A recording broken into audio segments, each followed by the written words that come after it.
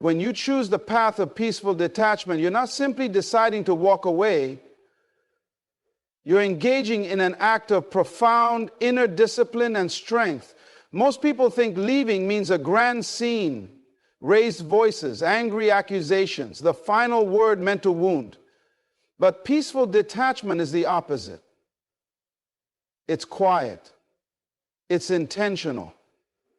It's the choice to withdraw your energy, your attention, your emotional investment without any need to punish or prove anything to anyone. It's about reclaiming your power without making someone else small.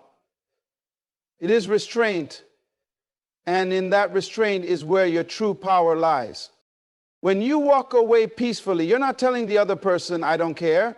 You're telling yourself, I care enough about myself not to stay where I'm not valued.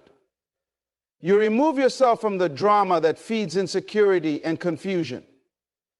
You end the cycles of blame, of trying to make someone see your worth through force or persuasion. You stop spending your nights crafting the perfect text that will make him understand or make him regret his choices. You stop waiting for that apology that might never come. You stop arguing with someone who's decided not to hear you. You see, peaceful detachment is not passive. It's not weakness. It's not giving up. It's the most active form of self-respect you can practice because it demands you stay in control of yourself even when your emotions are screaming for release. It requires that you master the art of responding instead of reacting. It's a choice that says, I will not match your chaos with my chaos. I will not let you dictate how I behave. I will not surrender my dignity to win a battle that doesn't deserve me. In making this choice, you create a space for clarity. As long as you are in the mess, arguing, defending, attacking, explaining, you're blind to the truth. You're too busy being right or feeling hurt to see what you really want. But peaceful detachment lets the dust settle. It allows you to see yourself and the situation honestly. You see your patterns.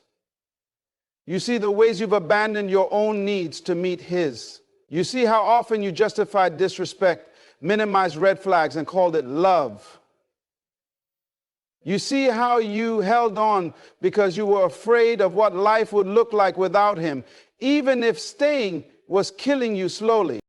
Detaching with peace gives you back your sight, and as you walk away, you start to feel the weight lifting. It's the weight of responsibility you carried for his happiness, the burden of making it work alone, the shame of feeling too much for wanting what you deserve. All of that begins to fall away. In its place, there's quiet, stillness, a chance to breathe, a chance to heal. The world might not understand this choice. People will tell you you're cold, that you should fight for love, that you should make him see what he's losing. But they don't know what you've already fought for. They don't know how many times you lowered your standards to keep the peace, how many times you silenced your needs to avoid conflict, how many tears you wiped away in secret so you wouldn't seem needy. Peaceful detachment is not about punishing him. It's about saving yourself. It's refusing to participate in the cycle any longer. It's saying, if you can't see me while I'm here, I will not force you. I will not lose myself trying to hold on to you.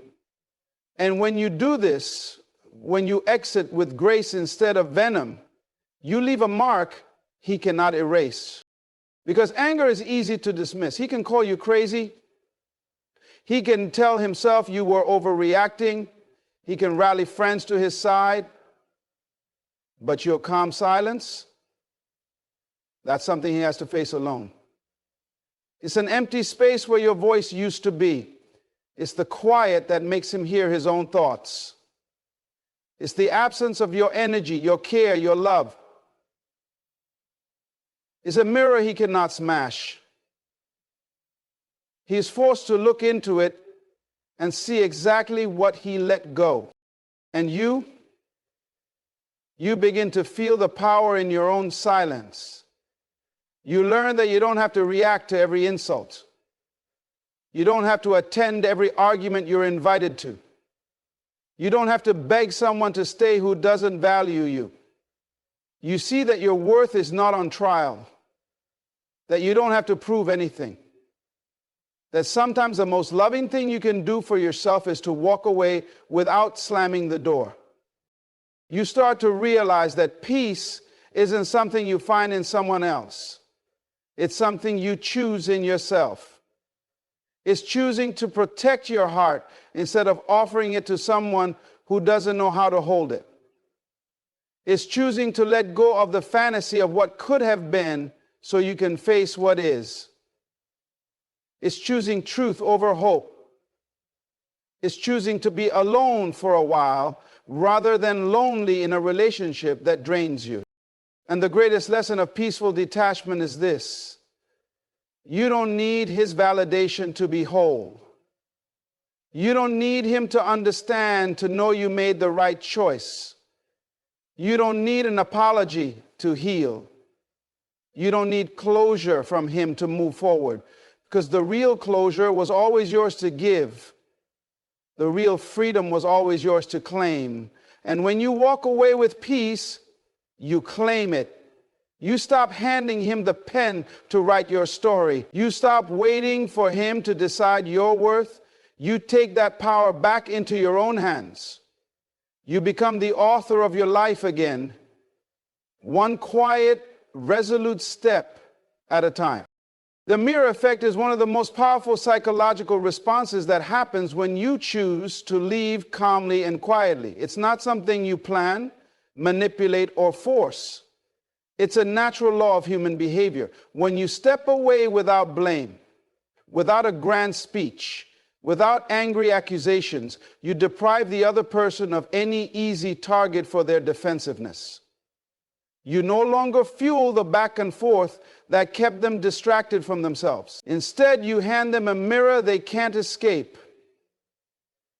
A clear, cold, honest reflection of who they are and what they did. When you argue, beg, or plead, you actually protect them from this mirror. You give them something else to focus on: your words, your tone, your drama. They can say you're overreacting. They can mock you for being needy. They can convince themselves they're the reasonable one. Why? You're the emotional mess. They stay in the role of victim or martyr or righteous judge. They don't have to see the reality of how they treated you, because your reaction becomes the story. But when you walk away with steady, graceful silence, you take that excuse away. You don't hand them ammunition. You don't give them anything to push against. There's no angry text to twist, no shouting match to justify their coldness, no emotional plea to mock. There's just you, quietly removing your presence, taking with you the light and warmth you used to offer so freely. Suddenly, they're left alone with themselves. And in that silence, they are confronted by the consequences of their own actions. They see how they pushed away someone who would have done anything for them. They see the pettiness of their arguments, the selfishness of their choices, the coldness of their words, things they brushed off as jokes or just being honest, replay in their minds, but now without the cushion of your forgiveness or your willingness to explain them away. This mirror effect is relentless because it's internal. You're not forcing it on them with lectures or ultimatums. You're not demanding they see the truth. You're just gone. Your absence becomes the teacher. Your silence becomes the lesson. And the mind resists this at first. It will try to protect the ego. They might tell themselves, you never really cared, that you were weak for leaving, that they're better off. These thoughts are shields. But shields get heavy. And when the noise of denial finally quiets down, the truth seeps in. That truth is, they lost something they didn't know how to hold. They remember your kindness in small moments, the way you listened when no one else did, the way you comforted them without being asked, the times you showed up for them when they didn't even realize they needed someone. They remember the things you accepted about them that others criticized, the grace you gave them they didn't deserve. And there's no one left to argue with about it. No one left to say, but you did this too, because you're not there anymore. This mirror effect doesn't guarantee change. Not everyone learns from it.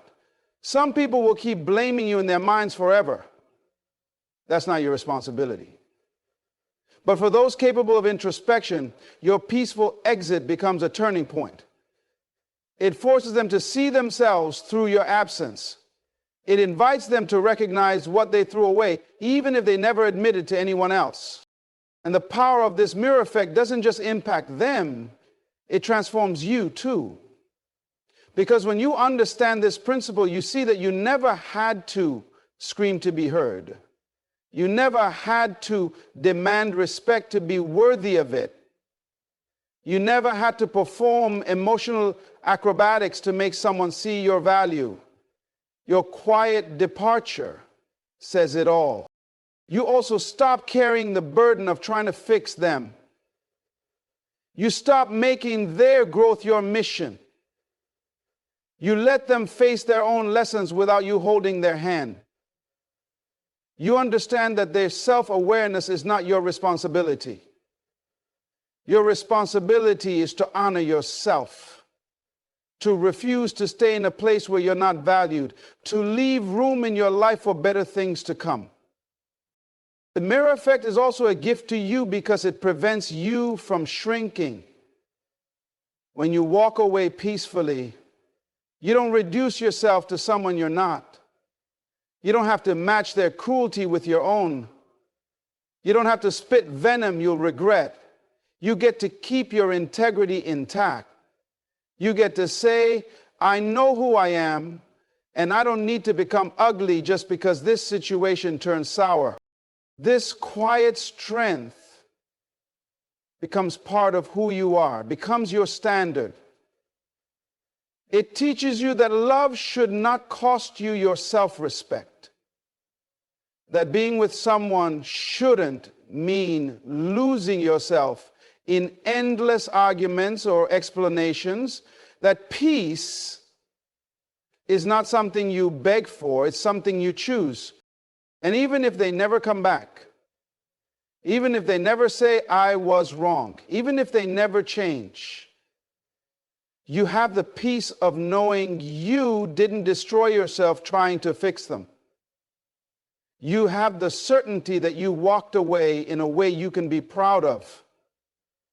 And you leave them with the one thing they can't outrun, the reflection of who they chose to be when they had you. When you leave someone's life peacefully and without fanfare, you create what can only be described as an emotional vacuum. It's a space where your energy, your presence, and your love used to be. It's not dramatic or chaotic, it's simply empty. And human beings are wired to notice what's missing far more acutely than what they have. This vacuum isn't filled with your voice telling him what he lost. It's filled with the unmistakable silence that forces him to feel what he never allowed himself to feel while you were there. The weight of your absence. While you were present, he may have taken for granted the small, consistent ways you showed up for him. The warmth in your eyes when he spoke. The way you remembered the things that mattered to him. The comforting safety of your acceptance. The steady reliability of knowing you were there, no matter what mood he was in or what storm he was facing. To him, these things may have felt ordinary, even expected. He didn't see them as remarkable because they were always available. But when you walk away peacefully, all of that stops at once. It's not replaced by threats or insults. There's no messy breakup scene to give him something to focus on instead of himself. There's no dramatic exit that lets him claim you were the problem. just a clean, quiet withdrawal. You're simply gone. This absence is not empty in the way he might have imagined it. It's heavy. It has shape and texture. It follows him everywhere, reminding him in subtle ways of what he lost. He doesn't hear your voice on the other end of the line when something good or bad happens. He can't turn to you for reassurance or encouragement. He no longer receives the little check-ins or small gestures of care that punctuated his days. He's in the quiet moments that this vacuum is loudest. When he lies in bed at night, there's no message from you waiting to soothe his mind. When he has good news, there's no one to share it with who will celebrate with genuine, loving enthusiasm. When the world feels cold and harsh, the warmth you provided is nowhere to be found. He may try to distract himself with work, with friends, with other people. He may succeed for a while. But distractions fade and reality returns. And the reality is that he notices the gap you left behind. He feels it when no one else laughs at his bad jokes the way you did, when no one else understands his insecurities without judgment, when no one else knows how to comfort him without him even needing to ask. That is the emotional vacuum you create, not out of cruelty, but out of truth. Because you're no longer there to fill those spaces he refused to acknowledge needed filling. The vacuum also exposes all the places where he depended on you without realizing it. Maybe you were the emotional center of the relationship, the one who initiated conversations, resolved conflicts, and nurtured connection. Maybe you carried the responsibility for keeping things together, smoothing over the rough edges. Without you doing that work, he's left to see the raw, unpolished reality of who he is and how he relates to others. This confrontation can be deeply uncomfortable. He might resist it at first, blaming you even though you're gone. He might tell himself you abandoned him even though you gave him every chance to meet you halfway. But over time, the vacuum insists on being felt. It doesn't argue or justify, it simply remains. It's not about revenge, it's about consequence. You're not punishing him by leaving. You're simply refusing to keep filling a role that costs you too much. You're no longer patching the holes in his heart with your love while yours bled dry. You're no longer sacrificing your peace to maintain his comfort. By stepping away calmly, you give him the gift of reality, the chance to feel the full impact of your loss. The space you leave behind is also necessary for you.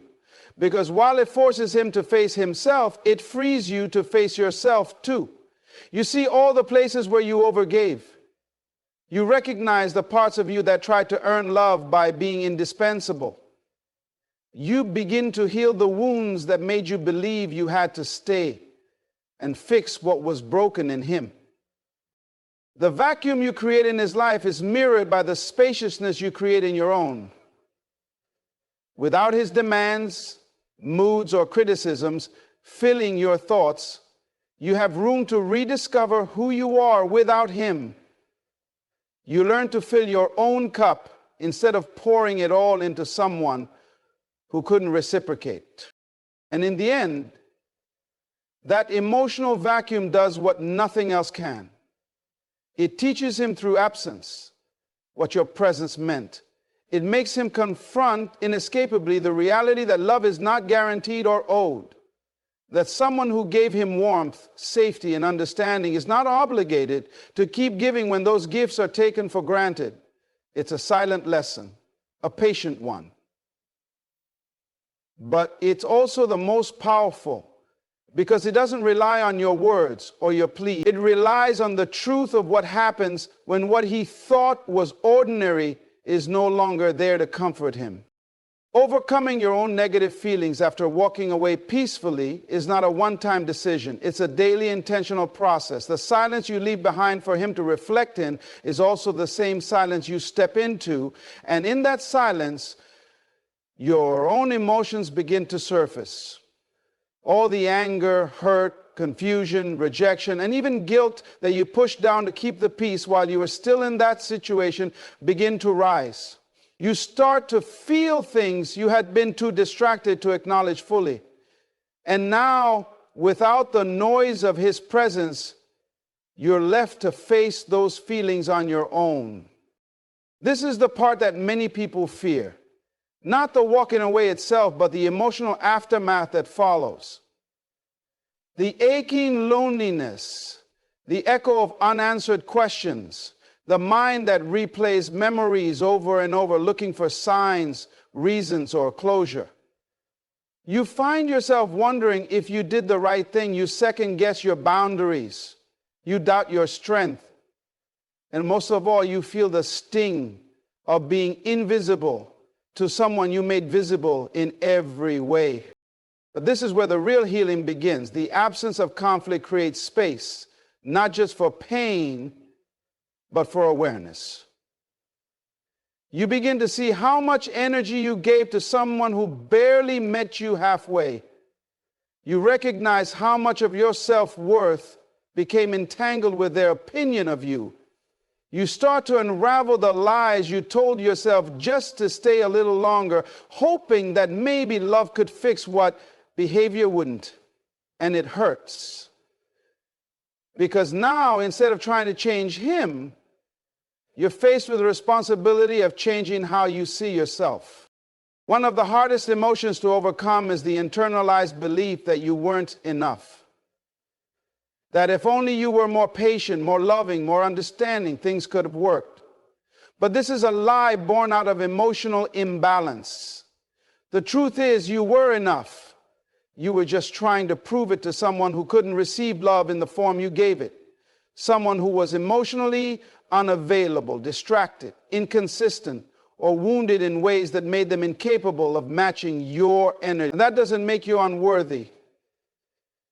It makes them unready. You begin to reclaim your identity by separating your self-worth from their inability to recognize it. You start to process the feelings that have been buried under the effort to hold it all together.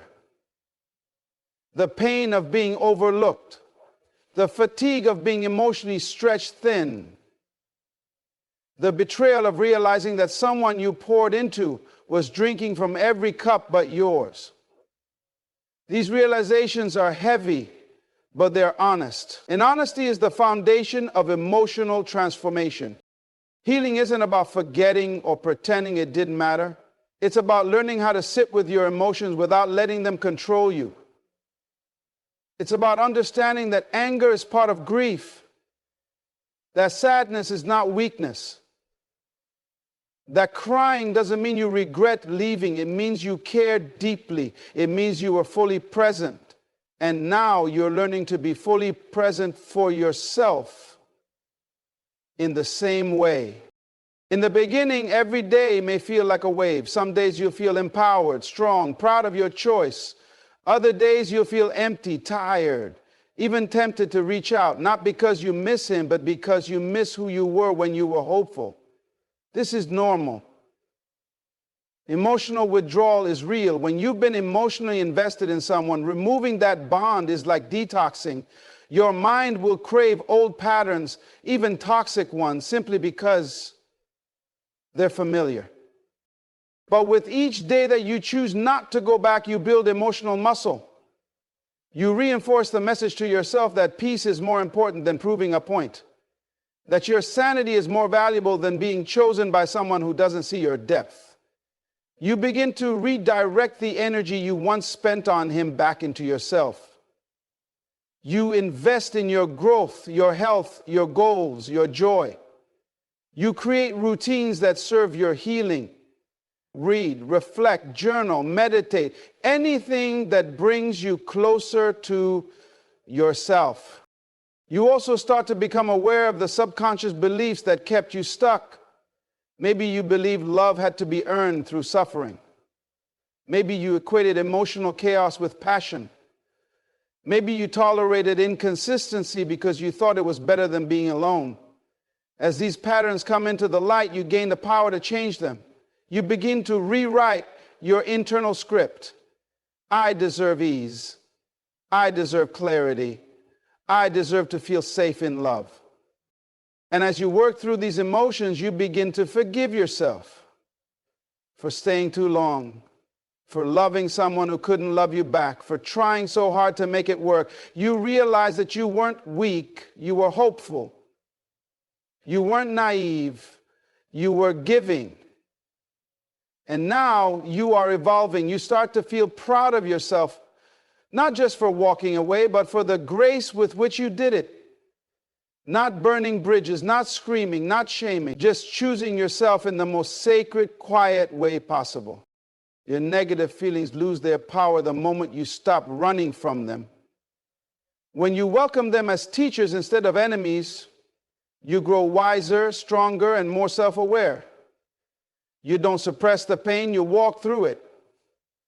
And on the other side of that walk is not just healing, but transformation. You emerge with a deeper understanding of your needs, your standards, your heart. You no longer tolerate half love. You no longer cling to what doesn't serve you. And you learn that letting go isn't the end of love. It's the beginning of self-respect. The law of substitution is one of the most powerful tools you can use to overcome the destructive cycle of negative thinking that often follows walking away from someone you loved. It means you can't just tell yourself to stop thinking about him or stop feeling bad and expect it to work. The mind doesn't respond to commands to shut off. Instead, it responds to replacement. You can't simply erase thoughts. You have to give your mind something better to think about. You don't kill a weed by wishing it away. You plant a stronger, healthier seed in its place, one that eventually takes over the space where the weed once grew. When you leave peacefully, your mind may replay all the moments you felt hurt, rejected, or overlooked. It will remind you of the times you were made to feel small, the times you tried to explain your worth to someone who refused to see it. These thoughts are persistent because your mind is trying to make sense of the loss. It's trying to protect you by dissecting what went wrong so you don't repeat it. But if left unchecked, this process becomes obsessive, corrosive, and self-destructive. It convinces you that you weren't enough, that you failed, that you should have tried harder or been more patient. That's where the law of substitution comes in. Instead of letting these thoughts roam freely, you choose to replace them with ones that uplift you, empower you, and remind you of your inherent worth. This doesn't mean ignoring reality or pretending you weren't hurt. It means reframing your experience so that it becomes a lesson rather than a lifelong wound. For example, when your mind tells you, he didn't choose me because I wasn't good enough, you consciously replace it with, he didn't choose me because he wasn't ready to meet me at my level. When you think, maybe I asked for too much, you replace it with, I asked for what I needed and deserved, and that's not too much. When you remember the times you felt ignored or disrespected, you replace it with, I'm grateful I see my worth clearly enough now to walk away. This practice doesn't come naturally at first. Your brain is used to running along the same well-worn paths of self-blame and regret. Changing those neural pathways takes time, repetition, and patience. You will catch yourself falling back into old thoughts. That's okay. Each time you do, you have an opportunity to choose differently, to intervene, to say, no, I'm not going to feed that thought today. I'm going to feed this one instead. The law of substitution also applies to your daily habits and environment. If you used to spend your evenings waiting for his call or checking your phone obsessively, you replace that with activities that feed your spirit. You read books that expand your mind. You listen to music that soothes you. You call friends who remind you of your worth. You move your body, cook healthy meals, create art, or meditate. You fill the space he used to occupy with things that build you up instead of break you down. You also replace your emotional dependency with self-reliance. Instead of seeking validation from someone else, you learn to validate yourself. You learn to tell yourself the things you wanted to hear from him. You're beautiful. You're important. You matter. You stop waiting for someone else to see you and choose to see yourself instead. This doesn't mean you become cold or closed off to love. It means you cultivate a love for yourself that is so solid, no one else's approval or rejection can shake it. You start to see that the way he treated you wasn't a reflection of your worth, but of his capacity. And that realization frees you from carrying the burden of his limitations as your own failure. The law of substitution also helps you shift your focus from the past to the future. Instead of replaying what went wrong, you begin to imagine what could go right. You visualize the kind of love you want and deserve. Someone who listens, respects, cherishes, and values you without needing to be convinced. You start to believe that such love is possible because you're now willing to wait for it instead of settling for less. Your thoughts shape your reality. When you dwell on betrayal, you live in betrayal. When you dwell on loss, you live in loss. But when you dwell on growth, you live in growth. When you focus on healing, you live in healing. The law of substitution is your tool to direct your mind toward what you want instead of what you fear. It requires commitment. You might feel foolish at first, talking to yourself with kindness when you're used to self-criticism. You might feel resistance, as if you're lying to yourself. But you're not lying. You're choosing.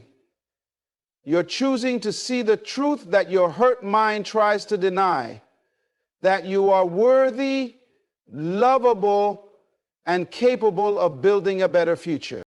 You practice this substitution every day, sometimes every hour, and over time you realize your mind feels lighter, your heart feels safer, your spirit feels freer. You find yourself thinking less about what you lost and more about what you're gaining. And you see that the act of walking away peacefully was not just about leaving someone else behind, but about making room for the version of yourself who will never again beg for love, that should be freely given. Reclaiming control of your narrative is one of the most transformative aspects of walking away peacefully. It's about deciding, perhaps for the first time in a long time, that you will no longer allow someone else's choices, moods, or limitations to define who you are or how you see yourself. For so long, you may have lived in reaction to him, reacting to his inconsistency, his silences, his criticism, his indifference. Your sense of self-worth might have risen and fallen depending on whether he was warm or cold that day, whether he chose you or ignored you, whether he offered crumbs of affection or withheld them entirely. In that state, you weren't living your own story, you were living in his. You made yourself a supporting character in a drama that left you drained and questioning your value. You might have found yourself explaining away his behavior to friends, making excuses even to yourself, all because you so desperately wanted the story to have a happy ending. You told yourself that if you were patient enough, loving enough, understanding enough, things would change. He would see your worth. He would finally choose you the way you chose him every day. But when you choose to walk away peacefully, you close that chapter. Not with a scream or a slam of the door, but with a quiet certainty that you will no longer participate in a narrative that diminishes you. You decide you will no longer be the person who has to prove she is good enough. You no longer audition for love. You claim the right to be the author of your own life. Someone who doesn't need another person's validation to feel whole. Taking back your narrative means examining the beliefs that kept you stuck. Maybe you believed love was supposed to be hard, that you were supposed to save someone who wouldn't save himself, that your love could heal him, that if you left, it meant you were a failure, a quitter, someone who didn't try hard enough. These beliefs aren't just painful, they're lies. Lies you may have learned from childhood, from culture, from past relationships. Lies that told you love is sacrifice without limit, that boundaries are cruelty, that walking away is weakness. Rewriting your narrative means telling yourself a different story, one where loving someone doesn't mean losing yourself, where kindness doesn't mean tolerating disrespect, where forgiveness doesn't mean accepting repeated harm, where leaving isn't failure, but an act of self-preservation and self-love. It means recognizing that you deserve a love that doesn't require you to become small or silent to keep it. Reclaiming your narrative is also about setting new standards. You begin to define what you will and won't accept, not in anger or spite, but in clarity. You learn to recognize the early signs of emotional unavailability, inconsistency, or manipulation. You commit to honoring your intuition instead of silencing it to maintain the illusion of connection.